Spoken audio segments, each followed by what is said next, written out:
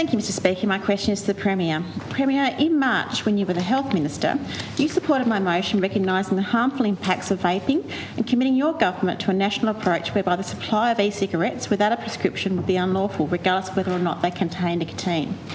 The Federal Minister, Mark Butler, has been very clear on his position and included in the federal budget some $737 million to fund a number of measures to protect Australians against the harm caused by tobacco and vaping products.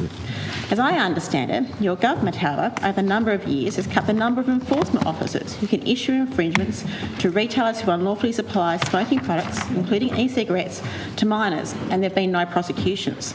This is hardly taking strong action on the use and sale of e-cigarettes. Premier, the use of e-cigarettes by young people in particular is getting worse. What really matters is how you act, and the federal government have put money on the table. Premier, what practical steps is your government going to take to stop the significant harm to the health of Tasmanians caused by the e-cigarette use? Honourable Premier. Hear, hear. Hear, hear. Well, thank you, Honourable Member, for the question, and I agree with her 100% when it comes to the seriousness of vaping, and particularly amongst young people. And I know that this is presenting a very real challenge within our education environment at this present time. I remember in the last one or two health ministers' meetings nationally that I attended, we did have a collective and national position around vaping, and a number of reforms and actions were announced by the Federal Health Minister around vaping, and I wholeheartedly supported all those reforms and agree. This is a very serious issue, and as a state we're investing some $1 million over the course of the next 4 years to develop and implement an evidence-based smoking prevention package targeting young people from Year 6 and up. And we are ensuring that a range of resources are available for students, teachers and parents as well. And in partnership with the Department of Education, Children and Young People, we are delivering campaigns to increase awareness of the harms of e-cigarettes as well. And we've provided health education to school health nurses about e-cigarettes to help support young people who smoke to quit.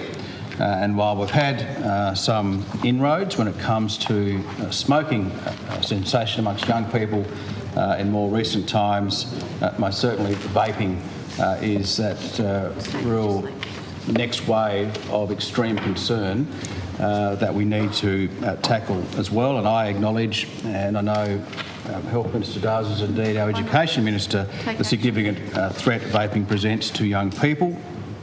And we will be working, of course, as I've said, across government, Department of Education, Children and Young People, in supporting greater awareness as well.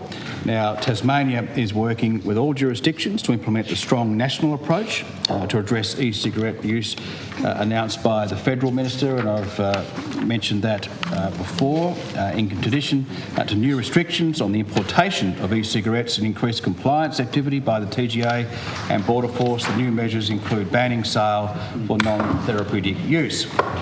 And the Australian Government's proposal aligns with Tasmania's recent submission to the TGA consultation on the regulation of e-cigarettes.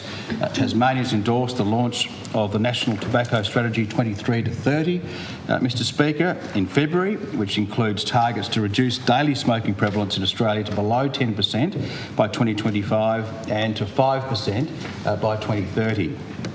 And the strategy prioritises addressing smoking among First Nations people and the importance of closing the gap as well. Ministers also agreed to establish a national e-cigarette working group, and this is a good step in the right direction, addressing this growing problem in our community. And the working group is made up of representatives from each jurisdiction and will support Australia's response to e-cigarettes marketing and use and protect young people from the harms of e-cigarettes. Tasmania will embrace the opportunity to lead the nation when it comes to vaping. The national approach is really important, but if we can be a step ahead of every other state of Australia to reduce the prevalence of vaping and e-cigarettes, we will absolutely do it. Here, here. Speak up.